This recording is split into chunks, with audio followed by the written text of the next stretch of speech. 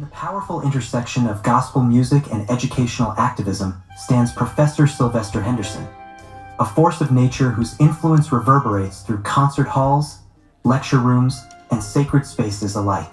As the longtime architect behind UC Berkeley's Young Inspiration Gospel Choir, he reshaped gospel music from a soulful tradition into a celebrated academic discipline, culminating in the choir's seminal album, The Gospel Experience, being enshrined in the Smithsonian Institution.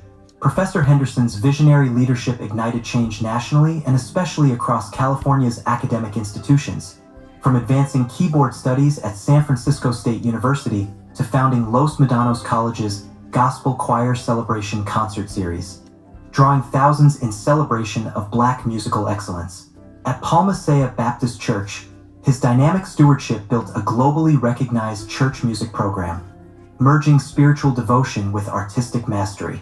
Awarded by the NAACP, acclaimed, Intel Corporation, and more, his accolades are outshined only by his mission to illuminate African American music's rightful place in history and to expand pathways for foster youth, incarcerated individuals, and underrepresented scholars.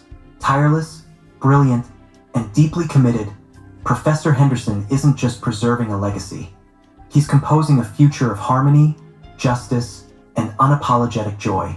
Please join me in welcoming the legend Professor Silvester Henderson to our international podcast this evening.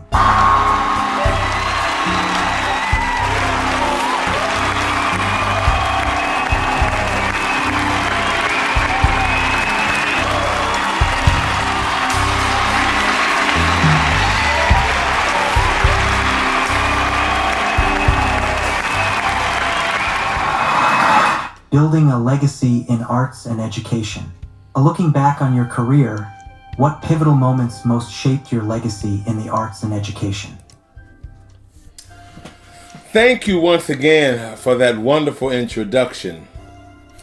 Looking back on my career, what pivotal moments shaped my legacy in the arts and education? Well, my answer is the following. My experience as a professor of choral music at Los Medanos College has been profoundly rewarding. As an African American performing arts conductor and scholar, I had the unique opportunity to bridge American institutional choral principles with the rich heritage of my musical culture, African American gospel music.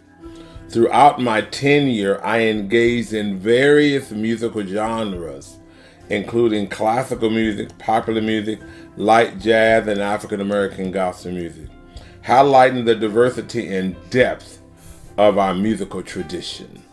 This was a pivotal moment as it showed African American gospel musicians that they could achieve American educational standards and become part of the institution. How have you seen African American gospel music evolve within academic spaces? And what role do you think it plays in preserving cultural heritage today?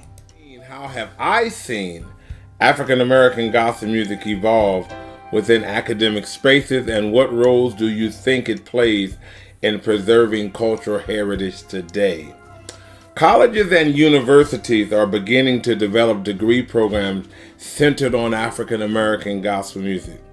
At the College of Alameda, I created a gospel music certificate performance degree which stands out as the only one of its kind in California. Additionally, the University of the District of Columbia, UDC, offers a distinctive Bachelor of Music degree with a concentration in gospel music embedded within its ethnic studies track. Those are the only two programs anywhere in the country that focuses on an actual degree program. There are many institutions that have now gospel choirs that are part of their journey. I was part of that evolution, and it was very, very challenging and very difficult. But I am grateful now that we are continuing the fight, continuing the struggle, and we're creating both certificate and degree programs. As a mentor and leader, how do you approach nurturing the next generation of artists and educators to carry forward your vision? Thank you for that question. As a mentor and leader, how do I approach nurturing the next generations of artists and educators to carry forward their visions? By fostering strong connection with thousands of young artists, college students, and business professionals. I believe one can encourage dialogue, actively listening, and provide mentorship. I also suggest artistic paths and degree options that align with their goals. It's very important that you listen, that you advise based on the interests of the young professional. That is how you can assure that the visions will move forward and carry on from generation to generation. Can you share a project or accomplishment that felt especially meaningful in terms of community impact or student transformation? That's a great question. What project or accomplishment felt especially meaningful in terms of community impact or student transformation? I can tell you that one. It was the live recordings of the Young Inspiration Gospel Choir's first and second gospel recordings. These remarkable projects highlighted the evolution of urban music artistry, skillfully blended with impactful choral performance and choral skillful excellence. Its significance has been recognized and honored by the historic Smithsonian Institute, capturing a unique moment in the musical and educational development.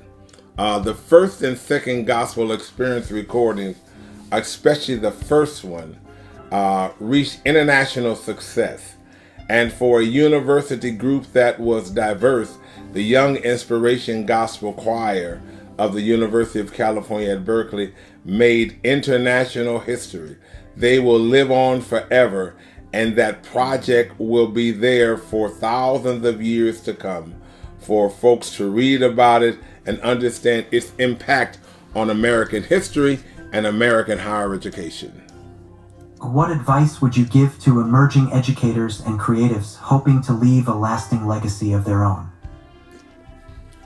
I like that question. What advice would I give to emerging educators and creators hoping to leave a lasting legacy on their own? That's an easy one. Disregard the naysayers and maintain your professionalism. Be strong and pursue your dreams. Don't let fear stand in the way of your potential growth. Trust in God and nurture your hope. Keep hope alive. I want to thank you once again for allowing me to come and to discuss building a legacy in arts and education. Do have a God-blessed evening. Thank you very much.